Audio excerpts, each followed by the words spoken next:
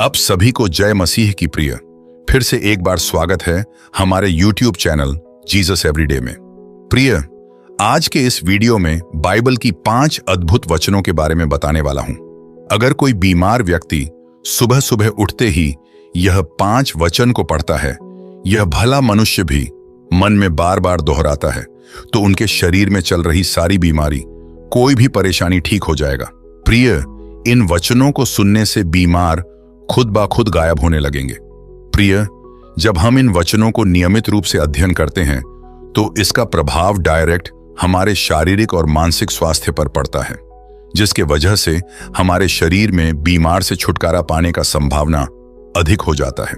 प्रिय, इससे आप लगातार अध्ययन करने से आपके आत्मिक उन्नति 80 से 90 गुना तक बढ़ जाता है, जिससे आपके शरीर में 2 फायदे देखने को मिलता है। एक तो बीमार से चंगाई, दूसरा आपका स्पिरिचुअल ग्रोथ।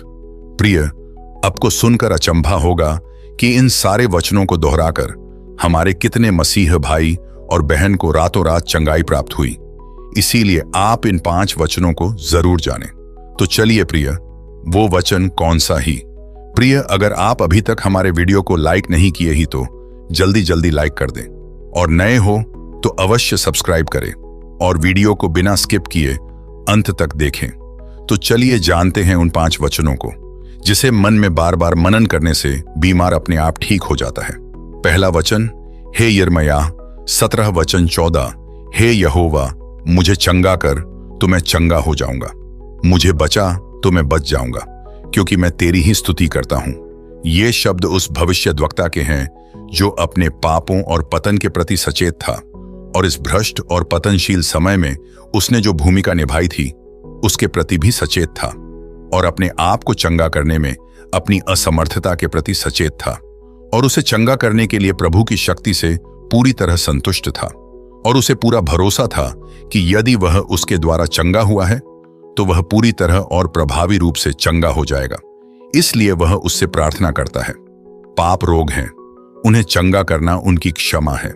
केवल परमेश्वर ही इसे प्रदान कर सकता है, या यह उस व्यक्ति की सांत्वना के संबंध में हो सकता है जिसकी आत्मा अपने लोगों के पापों और उस कारण उन पर आने वाली विपत्तियों के विचार से व्यथित, दुखी और घायल थी। मुझे बचाओ और मैं बच जाऊंगा, एक लौकिक, आध्यात्मिक और शाश्वत उद्धार के साथ। मुझे समय के भ्रष्टाचार से, मेरे दुश्मनों के डिजाइनों से बचाओ। मुझे अपने राज्य और महिमा के लिए सुरक्षित रखें। कोई भी नहीं बचाया जाता है सिवाय उन लोगों के जिन्हें प्रभु बचाता है, और जो उसके द्वारा बचाए जाते हैं वे एक उद्देश्य के लिए बचाए जाते हैं। वे कभी नष्ट नहीं हो सकते, क्योंकि तू ही मेरी स्तुति है। इसका कारण दी गई दया के कारण, इसका विषय जिसकी उसने प्रशंसा की और सदा करता रहेगा उसके उपकारों के कारण, विशेष रूप से उसके द्वारा दी गई चंगाई और उद्धार की आशीषों के कारण। भजन संहिता 103 वचन 1 से 4। दूसरा वचन ही मलाकी 4 वचन 2, परंतु तुम्हारे लिए जो मेरे नाम का भय मानते हो, धर्म का सूर्य उदय होगा और उसकी किरणों से तुम चंगे हो जाओगे, और तुम निकलकर पाले हुए बछड़ों के समान उछल कूद करोगे। इस वचन में हमें इस तरह सीखने को मिलता है, जो कोई यहोवा परमेश्वर का भय मानते हैं या उसे डरते हैं, उसके लिए ईश्वर का उसमें धर्म का सूर्य उदय होगा, और कहता है कि उसके किरणों से तुम चंगे हो जाओगे। प्रिय, इस वचन में परमेश्वर हमें और ही उत्साहित करता है, जिससे हमारे विश्वास और बढ़ जाता है। तीसरा वचन ही नहूम 1 वचन 7, यहोवा भला है, संकट के दिन वह दृढ़ गढ़ ठहरता है, वह अपने भरोसा रखने वालों की सुधि रखता है। प्रिय, नहूम के पुस्तक में कहता है कि यहोवा भला ही, क्योंकि संकट के दिन वह दृढ़ गढ़ ठहरता है। प्रिय, वो अपने भरोसा रखने वाले को कभी भी निराशा नहीं करता। चौथा वचन यशायाह 53 वचन 4 से 5, निश्चय उसने हमारे रोगों को सह लिया और हमारे ही दुखों को उठा लिया, तो भी हमने उसे परमेश्वर का मारा कूटा और दुर्दशा में पड़ा हुआ समझा। परंतु वह हमारे ही अपराधों के कारण घायल किया गया, वह हमारे अधर्म के कामों के कारण कुचला गया। हमारी ही शांति के लिए उस पर ताड़ना पड़ी, कि उसके कोड़े खाने से हम लोग चंगे हो जाएं। प्रिय, यह जो वचन में जो रोगी पुरुष का वर्णन किया गया है वो और कोई नहीं, हमारे खुदावान यीशु जी के बारे में है। देखिए यीशु की मौत कैसे हुई। वो ताड़ना सही, दुख उठाया चुप रही, उसको गली दी गई चुप रही, हमारे अधर्म का सारा अपराध उस पर लाद दिया गया, फिर भी चुप रहा, बस हमें खुश देखने के लिए। आज हमारे बीमार की जितना भी तकलीफ हम सह रहे हैं, यीशु पहले से ही उसका कर्ज चुका दिया।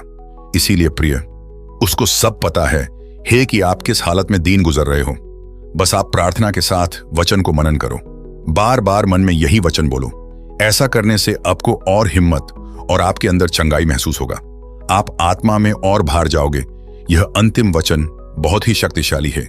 भजन संहिता 50 वचन 15, और संकट के दिन मुझे पुकार, मैं तुझे छुड़ाऊंगा और तू मेरी महिमा करने पाएगा। प्रिय, परमेश्वर खुद चाहता है कि संकट के दिन आप उसको पुकारो, आप उससे दिल की बात बोलो। आपकी हालत कैसे है वो जानना चाहते हैं, जिससे वो तुझे चंगाई दे और आप उसे धन्यवाद करें।